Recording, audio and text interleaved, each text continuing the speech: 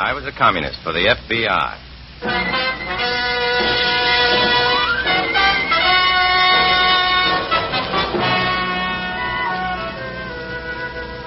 Starring Dana Andrews in an exciting tale of danger and espionage.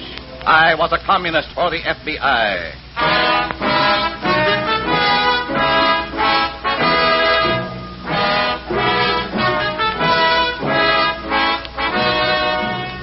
From the actual records and authentic experiences of Matt Cvetic come many of the incidents in this unusual story.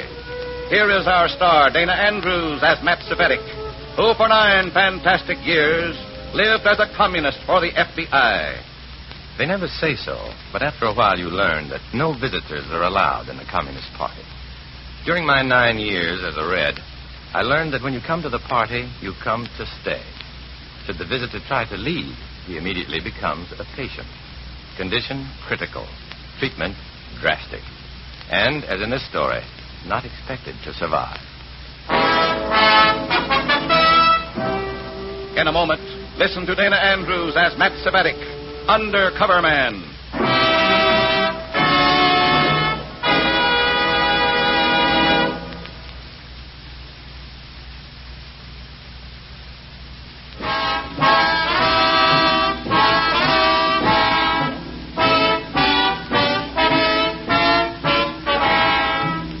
Now, here is Dana Andrews as Matt Cvetic, Undercover Man. This story from the confidential file is marked, No Visitors.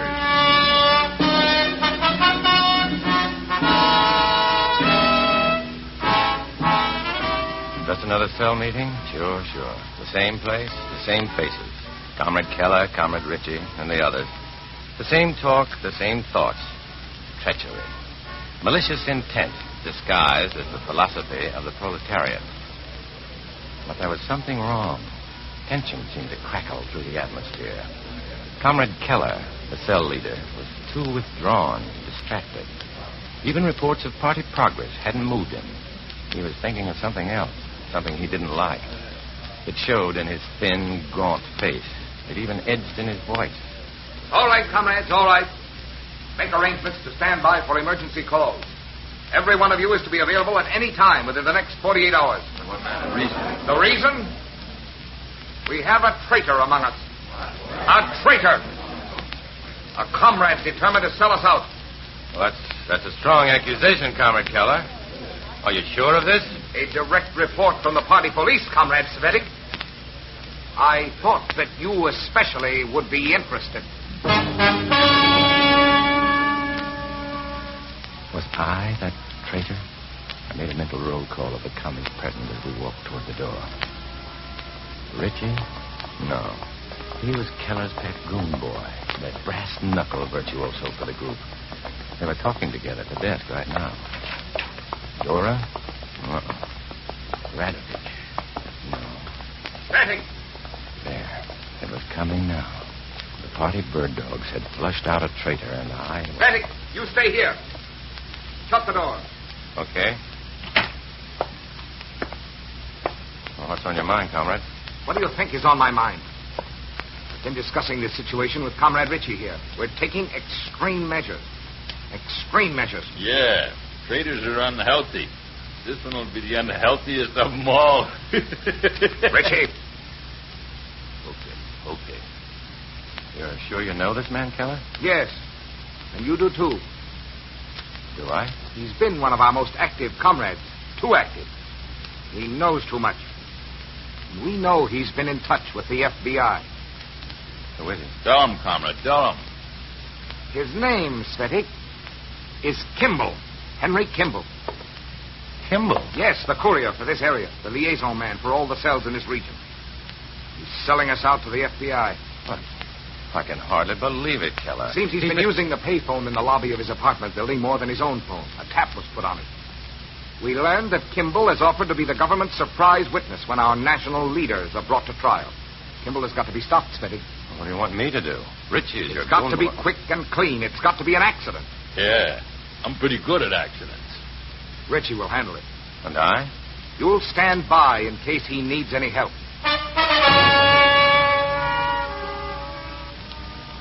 Great. just great. A red was turning white, and I had to help blot him out. I vowed my allegiance to Richie, told him to call me if he needed me, then headed for a phone booth. A booth as far from commie headquarters as possible. I dialed the FBI and talked to my contact. Beaker? Beaker, this is Red. Hi. Something wrong? Yeah. Who's Henry Kimball? One of your comrades? Why? What else is he? What is he to the FBI? Have they tagged him, Matt?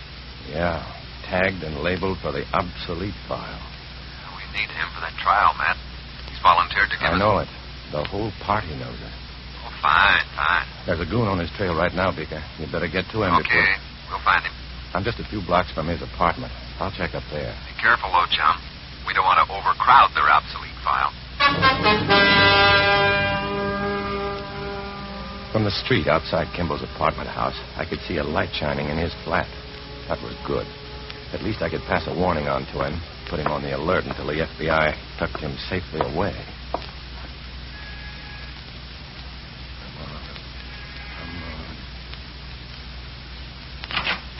Oh, Kimball. Oh. Hello, Richie. What do you want, Cvetic? Put that gun away and I'll tell you. I thought you might be Kimball. Hey, you were told to stand by for orders. What are you doing here? I came here to get Kimball out in the open. The kind of accidents we want can't happen in his own apartment. No, come on in. Wait till he shows up. Suppose he doesn't show up. Come on in. Party's got a net out for him. When someone spots him, headquarters gets word fast. I check in by phone every 10 minutes. Here, sit down. Make yourself at home. Kimball won't be using this place much longer. I sat down. Richie paced the room, glancing at his watch every few seconds. Finally, it was time for him to call Keller again. Had anyone seen Kimball yet? They spotted him. Radovich saw him just a few minutes ago. He's driving that blue convertible of his. He's heading toward Ocean Highway. Well, let's go. Not you. Why not? This is a big fat one, Cvetic.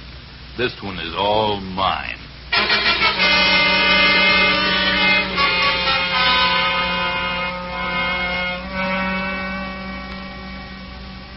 How long ago did your goon boy leave, man?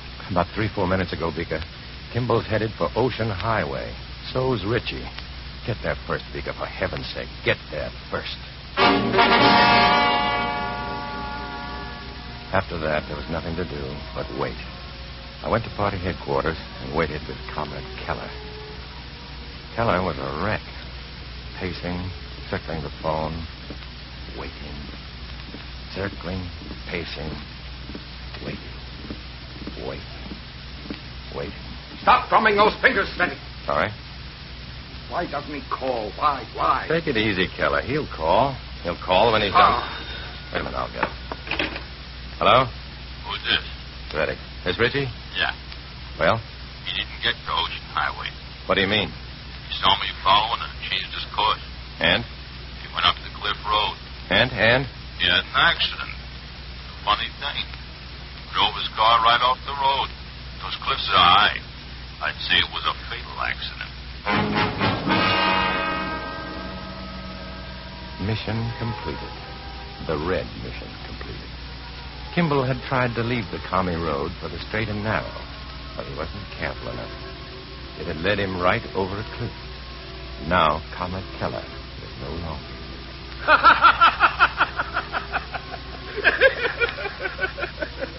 He was laughing now. Fatal accidents were great fun to Keller. News like that relaxed him. What could be funnier? What could be more amusing? And now, Cvetic. And now to report our success to the control commission. Do you think they'll enjoy it as much as you, Keller? Oh, I'm sure they will. Yeah, you're probably right. Tomorrow morning, first thing, our cell will meet to find a way to weed out the other traitors. This may be fun after all, Cvetic.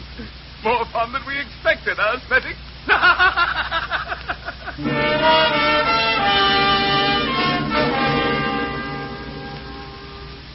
So Keller left to meet with the Control Commission, and I went home.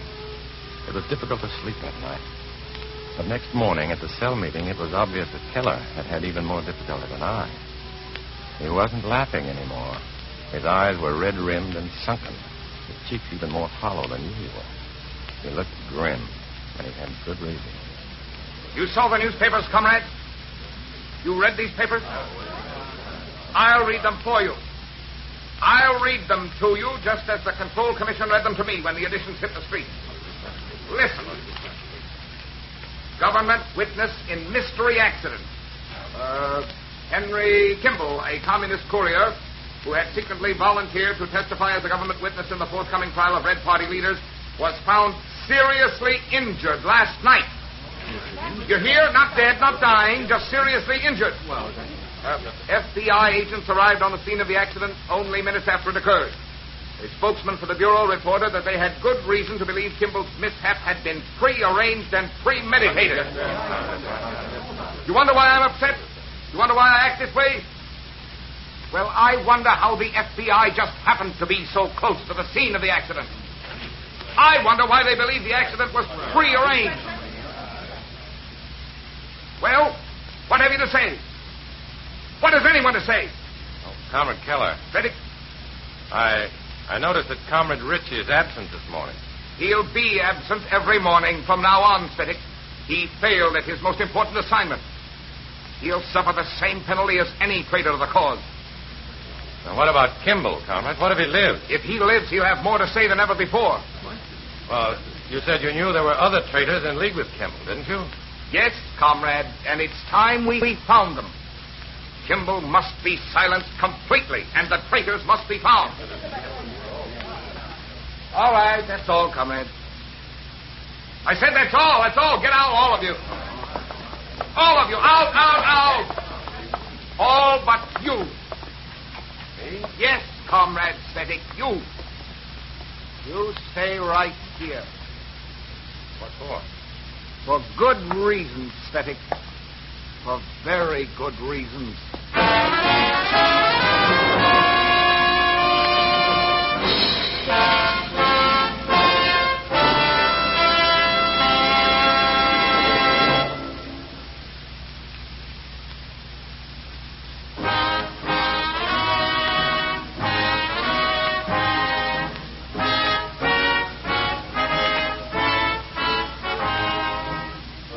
Back to Dana Andrews, starring as Matt Cvetic in I Was a Communist for the FBI, and the second act of our story.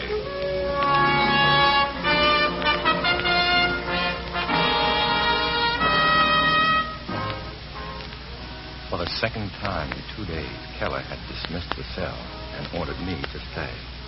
I'd been lucky the first time, but this time he'd found a leak in the party line. He was looking for its cause, and he'd ordered me to stay. He was looking right at me. For good reasons, Cvetic. Very good reasons. May I sit down? No. What do you want? I spent the entire night with the Control Commission, Cvetic. We had no time to sleep. When the newspapers came out, we couldn't sleep. That's understandable. They talked about you, Cvetic. They talked and I listened. May I ask why? To be sure you're the right man. I still don't know what you're talking about. I'm talking about Henry Kimball. He's still alive in that hospital. Can you blame me for that? No, you imbecile. Of course not. Well, then what? I made a grave mistake assigning Kimball's accident to a fool like Ritchie. Ritchie failed. You'll have to succeed. Me? You mean you want me to murder Kimball? It's got to be done. If he lives, he'll testify at that trial. At this point, the job needs intelligent handling, fast thinking, polished technique. But Kimball's in a hospital. The FBI probably has a security screen around him. Exactly why we need a man like you. Oh. And if I fail? You won't fail. Ritchie failed. You know what happened to him.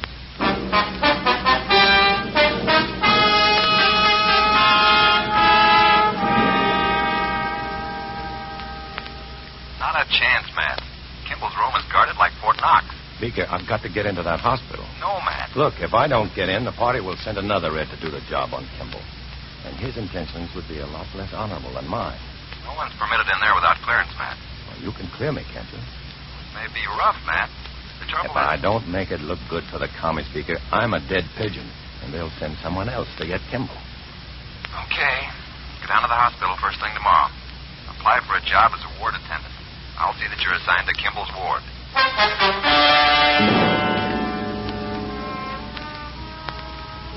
I followed Beaker's instructions. It wasn't too difficult. Every hospital in town was crying for help, experienced or otherwise. I wasn't told, but I knew that my application would have to be cleared by the FBI because of the security screen around the place. Beaker saw to it that the application was pushed through fast. Even Keller was surprised when I told him I was hired. Without experience, Cvetic? It seems impossible. They're short of help, Keller. That's no secret. You'll locate the room, of course. You'll waste no time. At your first opportunity, you'll enter that room. And then what? This?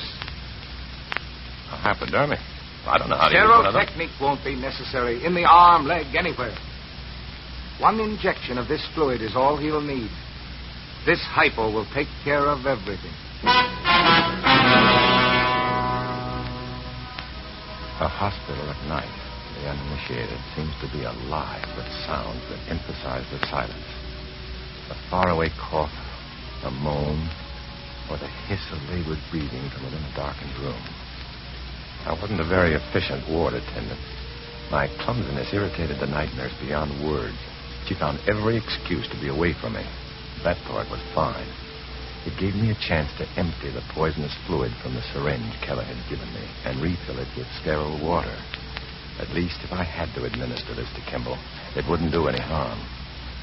Matt? Matt, answer me. What? Oh, yes, ma'am. Bring me that tracheotomy tray and hurry up. Which tray? The tracheotomy tray. It's on the second shelf, and hurry. This patient is... Okay. And next time you work nights, don't wear leather heels. This is a hospital, not a dance floor. Oh, I'm sorry. So am I. You'd better fill the water pitchers in the rooms. We'll be busy later. All the rooms? All of them. I can't leave this patient now. But I thought 412 was restricted. It is, but you've been cleared. You can enter 412. Oh, listen to that. It's a sorry state of affairs when a ward attendant has to be cleared to fill water pitchers. Go on. There won't be time later.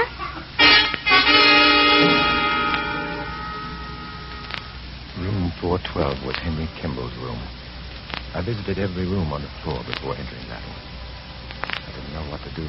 What could I possibly do that might placate the commies without actually harming Kimball? I didn't know. I just didn't know. There was a plainclothes man, or perhaps a federal agent, stationed at the door to Kimball's room. He'd been watching me casually as I made my rounds. I hoped he'd stop me, but he didn't. He just nodded and smiled. After all, I was just another hospital employee, cleared by the FBI. Inside Kimball's room, the nightlight was glowing dimly near his bed. Kimball lay still, very still. As I approached his bed, though, he tossed restlessly. I skirted around the bed, filled a small water pitcher from the large one I was carrying. Water? Nurse, need water, please. Okay, Mr. Kimball. Please, some water. Here you are. Huh? Just turn your head a little bit so I can get this to your mouth. You're Cvetic. You're Cvetic. Shh, it's all right. You're a red commie. They told me there wouldn't be any commies It's today. all right, Kimball. There's nothing to They worry said about. the Reds couldn't find me. You're a Red. You're a commie. Be quiet, Kimball. Nurse! You'll wake up the whole Nurse, he's a hospital. Red. He's trying to kill me. I'm trying to help you. He's trying to kill me. Kimball, please, be Kill quiet. me. Kill me. Nurse! Nurse!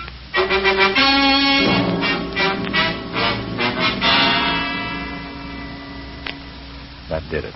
The man guarding Kimball's room saw to it that I was relieved of my duty fast. I'd been called a commie. Maybe the patient was just hysterical or delirious or out of his mind. But maybe Kimball was telling the truth, too. I was taken into custody. The guard called the local FBI office. A car was sent for me. I was taken downtown. Then I waited and waited and waited. There was activity behind the doors in the inner office. Voices. Sealing my doom, no doubt. For Beaker had warned me that he probably couldn't help me if I got caught. There. They were motioning me inside now. FBI men who had no idea I was risking my neck to help them. None of them knew. None of them All right, except... fellas. Thanks a lot. I'll handle Cvetic alone.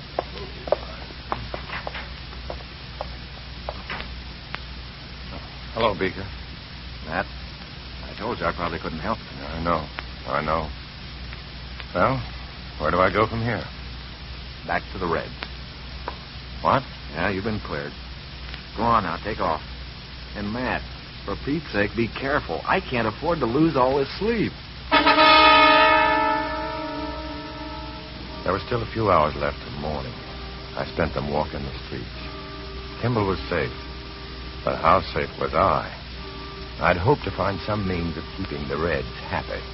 Something to make them think I'd done my job for them and done it well. But now, there's no chance of that. No chance of... Wait a minute. Wait. Just one big, fat minute.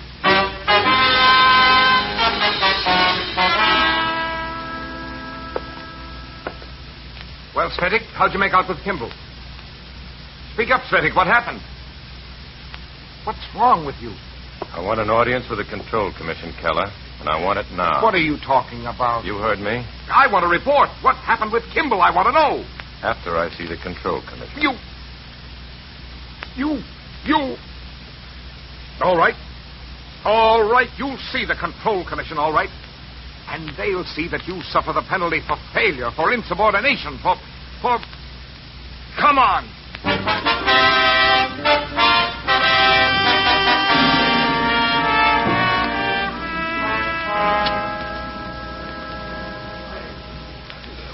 And Comrade Commissioner, this fool was assigned to follow your orders, to administer that hypo to Kimball. And he failed, comrades, failed. This is true, Cvetic? It's true, Comrade Commissioner. I did not give Kimball that hypo. I suggest you explain fully. Sure. When I entered Kimball's room, I found him in a semi-delirious state. So, go on. He was ranting and raving about the fate of his friends. Not comrades, mind you. Friends. He wanted to know if they'd be treated the same way by the party. Would they be killed? Would they meet accidents as he did? These were the worries he was ranting about. So, go on. I knew if I waited long enough, I'd learn the identity of those friends. I'd discover who the other traitors are, the ones preparing to sell us out. You did right. Go on. You learned the names? Yes, I did. Who? One of them was Comrade Ritchie. Oh, no wonder he didn't finish the job on Kimball. And the other was Comrade Keller. What? You, Keller? You? He's crazy, Comrade Commissioner. He's lying. That's insufficient evidence. Maybe this is stronger. This? The hypodermic? Yes. This is the hypo Keller gave me to poison Kimball. Go on. Check its contents. You'll find that poison to be nothing but plain, sterile water. He's lying, I tell you. I swear he's lying. He's lying. You can't believe him. You can't. Thank you, Comrade Cvetic. You may go now. No, don't let him go. He's lying. Stop. You may go, Comrade Cvetic.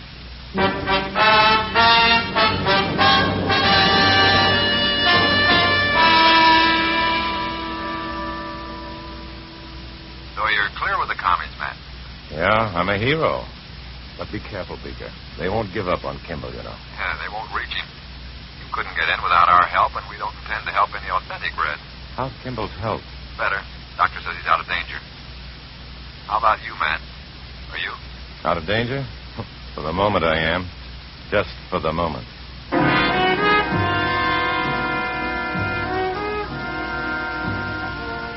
That was all. I hung up, stepped out of the phone booth, and walked away. Where to? Which way? Home? No. Too many memories. Too many shadows heavy with might have been. The party headquarters? Oh, I'd be welcome there, all right. But I couldn't go, not yet. Not so soon. Friends? No. There are no friends when you walk this road. There can be no friends when you walk alone.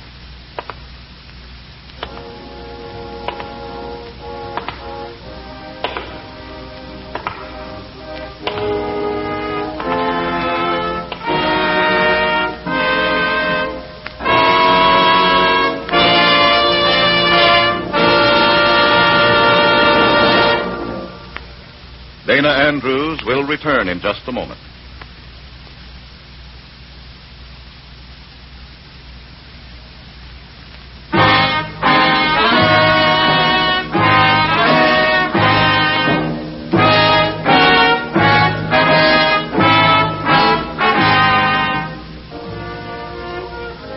This is Dana Andrews, friends. You can't give people freedom. They have it to begin with. You can give them tyranny, but not for long. For tyranny is no substitute for democracy. It's a challenge. And as long as there's an America, that challenge will be accepted.